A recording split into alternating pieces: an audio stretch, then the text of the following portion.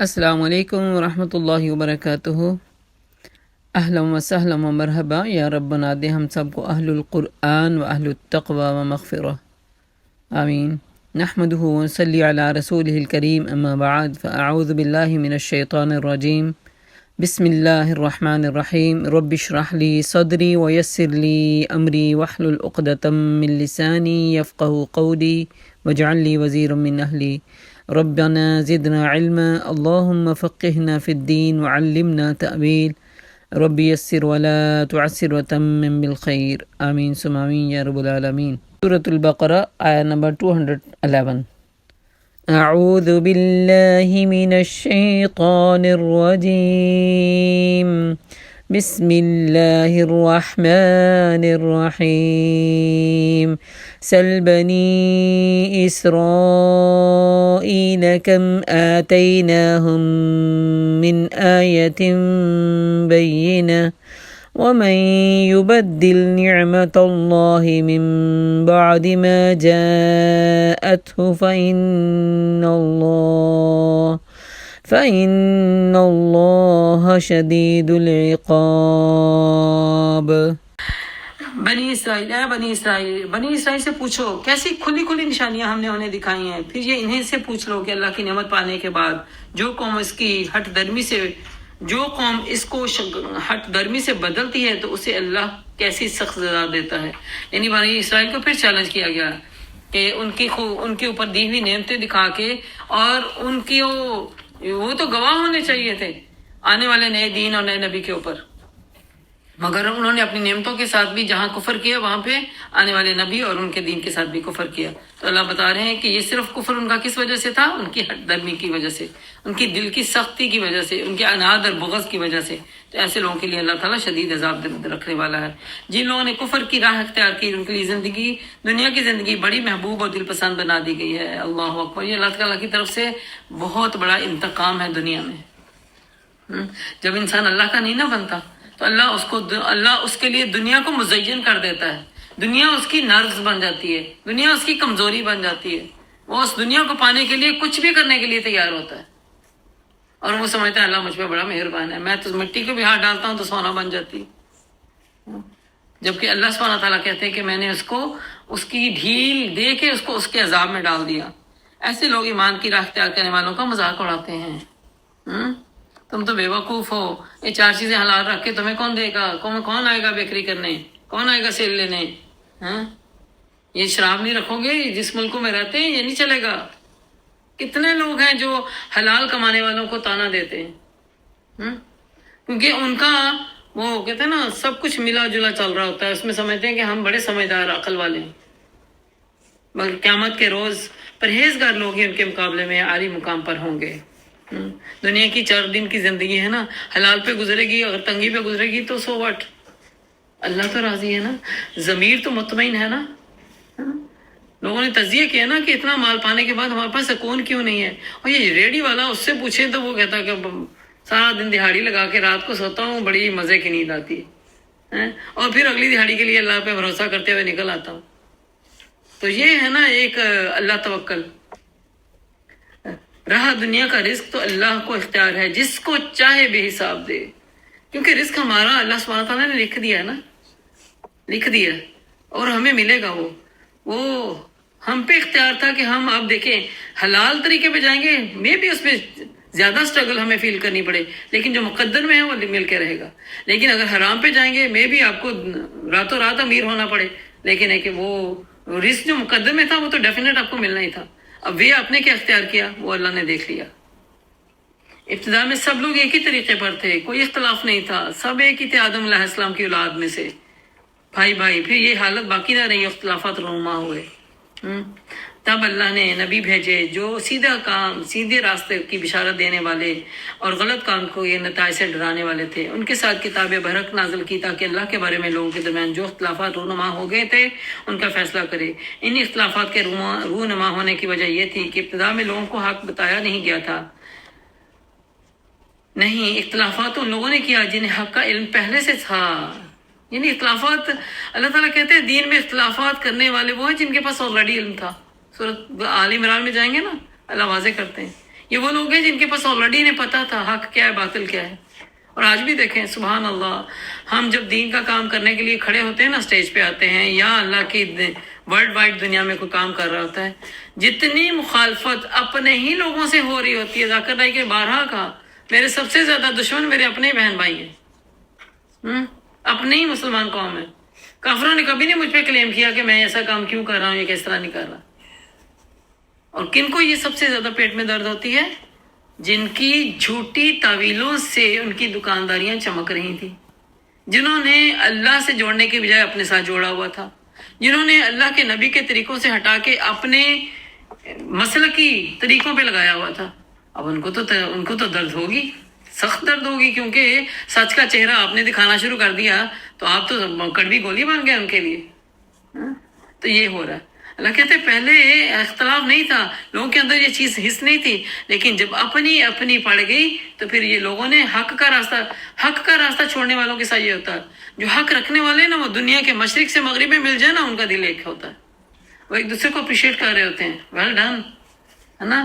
حقیقت کی بیان کو تم نے بیان کر دیا، میں اس میں سے بیان نہیں کر پایا تھا، تم نے بات رکھ دی، تو شکر ہے اصل چہرہ جو تمہارے ذریعے نظر آ گیا لوگوں کو.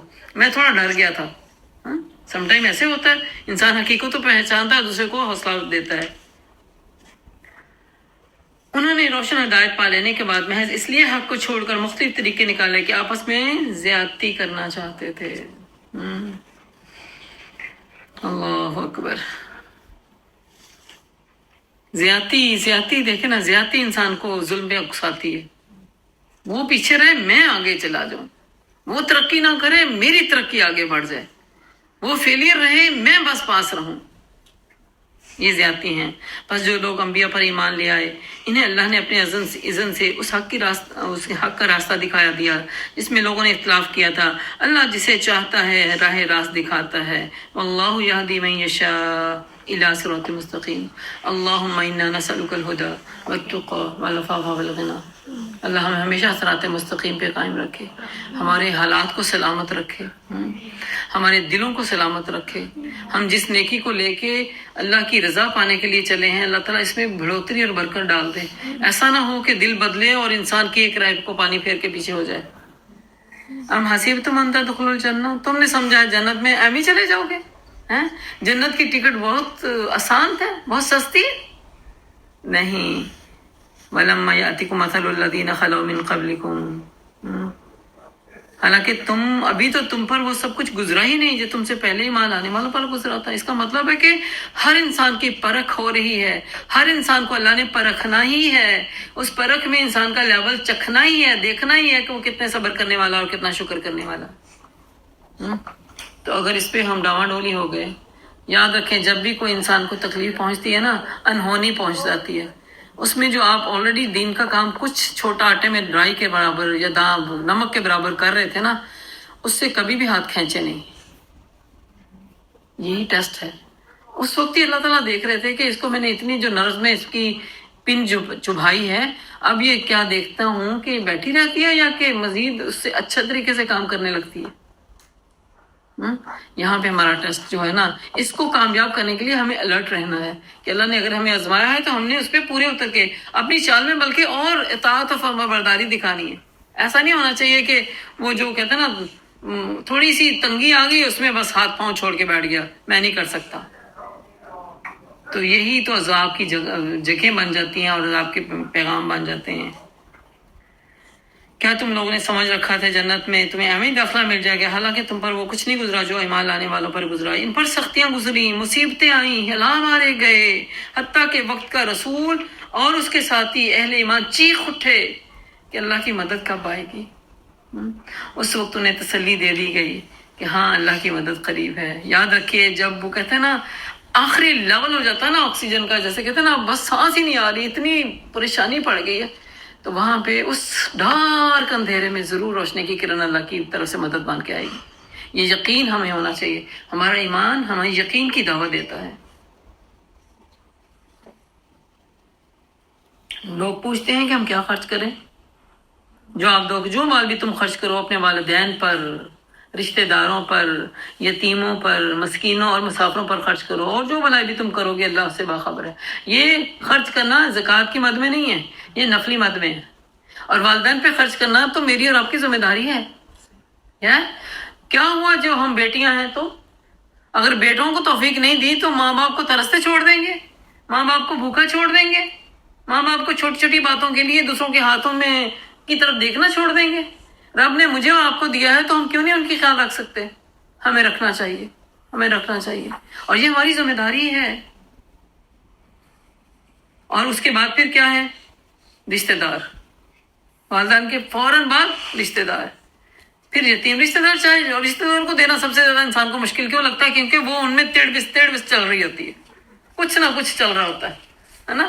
اس لیے پھر انسان کہتے ہیں غصے میں آتا ہے، میں اس کے ساتھ یہ کر رہا ہوں، یہ ہر وقت تو وہ کہتے ہیں نا سوئیاں چبونے میں لگے ہوئے ہیں، پھر بھی کوئی نہ کوئی بات ایسی کرے نہیں، پھر بھی رشتہ داروں کا خیال، کیونکہ رشتہ داروں کو دینا ڈبل اجر کا باعث ہے۔ اور جب بھی دینے کی بات ہو تو سب سے پہلے رشتہ داروں کو ٹٹولے۔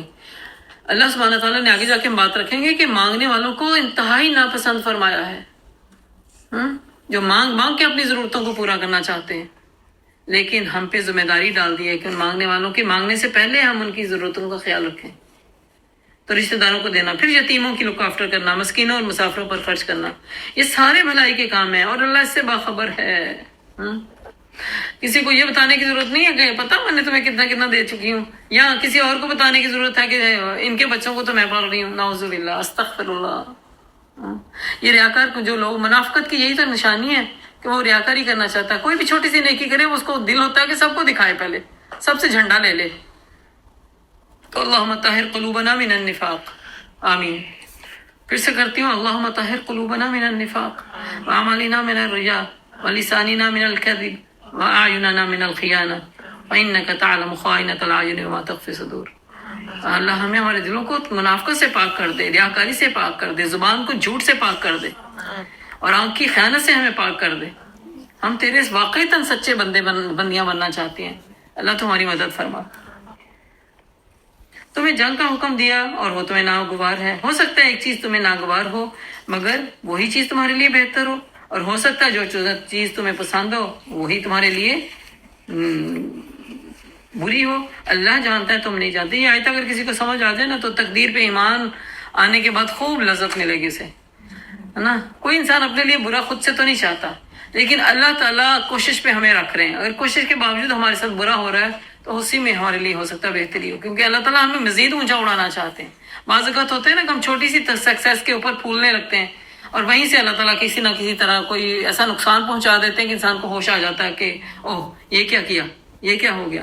تو مایوس مت ہو، یا ایسے حالات میں اللہ ڈال دیتا ہے جو آپ کے دل کی پسند میں نہیں تھے۔ جیسے ابھی جنگ کی بات ہو رہی ہے، جنگ کرنا کوئی آسان کام ہے نا۔ جہاد کرنا، اور سب سے بڑا جہاد تو ویسے ہی نفس سے کرتے رہنا، جہاد اکبر وہ کرتے رہنا چاہیے۔ کتنا انسان کو تنگ لگتا ہے نا، تنگی والا لگتا ہے، ترش لگتا ہے نفس کو لگام دینا۔ سمجھدار تو کر لیتے ہیں لیکن ناسمجھ جو ہے وہ اس کو ڈھیلا چھوڑ دیتے ہیں۔ اللہ کہتے ہیں وہ تمہیں چیز بری تو لگ رہی ہے لیکن اسی میں تمہارے لیے بہتر ہے، اور جس چیز کو تم اچھا سمجھ رہے ہو بس صبح سے شام کوئی نہ پوچھے کوئی نہ دیکھے، میں جہاں بیٹھی ہوں بیٹھی رہوں، چائے کا کپ بھی پینے لگی تو 2 گھنٹے گزار دیے اسکرین کے اوپر۔ اپنی انٹرٹینمنٹ جو نکالتے ہیں کیسے نکالتے ہیں، کہاں سے اپنے آج تو گھر بیٹھے سیریں ہو رہی ہیں، باہر نکلنے کی ضرورت ہی نہیں ہے، وہ کتنے گھنٹے اس میں نکل جاتے ہیں۔ اللہ کہتے تم اس کو پسند کرتے ہو حالانکہ وہ تمہارے لیے بری ہے۔ ہاں اللہ جانتا ہے، تم تو نہیں جانتے۔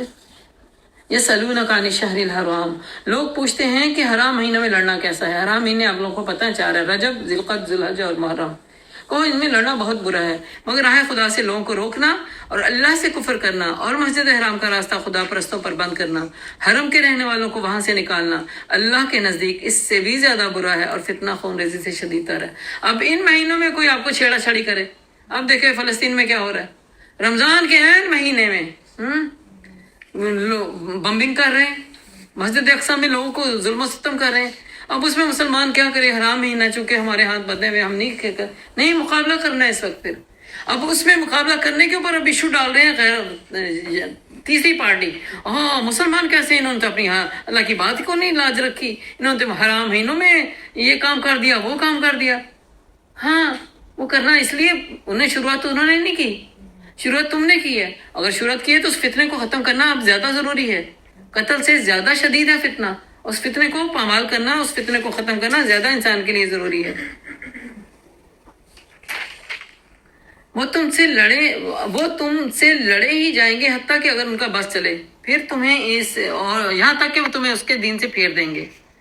یہ مرتد کی سزا آگے بتانے والے ہیں اللہ تعالیٰ۔ یہ خوب سمجھ لو کہ جو بھی تم میں سے کوئی اس دین سے پھرے گا اور کفر کی حالت میں جان دے گا، اس کے اعمال دنیا اور آخرت دونوں میں ضائع ہو جائیں گے۔ دین کو سمجھنے کے بعد دین سے پلٹ جانا بہت بڑی ضلالت ہے، بہت بڑی۔ بعض کتنے لوگ ہوتے ہیں جو کہتے ہیں بائی برتھ تو پیدا ہوتے ہیں مسلمان کے گھروں میں، لیکن کہتے ہیں میں تو ایتھیسٹ ہوں، میں نہیں مانتا کسی کو۔ اس کی سزا قتل ہے، اگر شریعہ لا ہے نا تو اس کی سزا قتل ہے دنیا میں، اور آخرت میں تو بہت ہی برا انجام ہونے والا ہے۔ اللہ تعالیٰ نہیں دیکھیں گے اچھا یہ پیچھے سے حافظ قرآن تھا، ماں باپ نے تو حافظ بنایا تھا، ہاں، لیکن چونکہ مقصد پورا نہیں، حفظ ہونے سے مقصد پورا نہیں نہ ہوتا۔ ٹھیک ہے دلوں کی سکون کا ذریعہ بنتا ہے قرآن، لیکن قرآن کی بولی تو نہیں سمجھی، قرآن کے احکامات تو نہیں سمجھے، قرآن کا روب تو نہیں پایا اپنے اوپر۔ تو جب وہ روب ہی نہیں دیکھا تو پھر کیا ہوگا؟ پھر انسان چلتی چڑیا کو دیکھے جیسا وہ چل رہا تھا ماحول، اسی ماحول میں رنگ گیا، اور اسی ماحول میں اسے آسانی اور مزہ اور لذت اور جنت بنتی ہوئی نظر آئی۔ اس نے کہا میں نہیں مانتا کسی کو، کیونکہ میرے لیے سہولت یہی ہے کہ ہر دن کو جنت بناؤ۔ تو پھر ٹھیک ہے، دنیا جس نے جنت بنائی آخرت میں تو بہت بری خواری ہے، پھر بہت برا انجام ہونے والا ہے۔ ایسے سب لوگ پھر کون ہیں؟ جہنمی ہیں، ہمیشہ جہنم میں رہیں گے، بخلاف اس کے کہ جو لوگ ایمان لائے اور جنہوں نے اللہ کی راہ میں اپنا گھر بار چھوڑا اور جہاد کیا، وہ رحمت الہی کے جائز امیدوار ہیں۔ اب یہ ہے اللہ کی خاطر ہجرت، ایمان لانے کے بعد مائگریشن۔